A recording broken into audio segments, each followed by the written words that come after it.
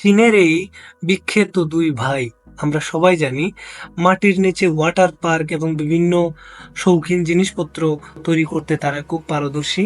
তো আজকে তারা আরেকটি ওয়াটার পার্ক তৈরি করবে বললে, অন্যরকম একটি ডিজাইনের, খুব সুন্দর একটি ডিজাইনের ওয়াটার পার্ক তৈরি করবে বললে তারা জঙ্গলে আসলো।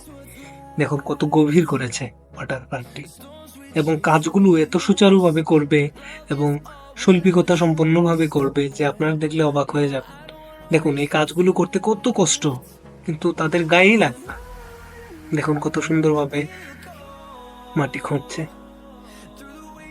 এটা দিয়ে সুড়ঙ্গ করবে, সুড়ঙ্গ করে তারা ওই ওয়াটার পার্কের সঙ্গে এটিকে সংযুক্ত করবে।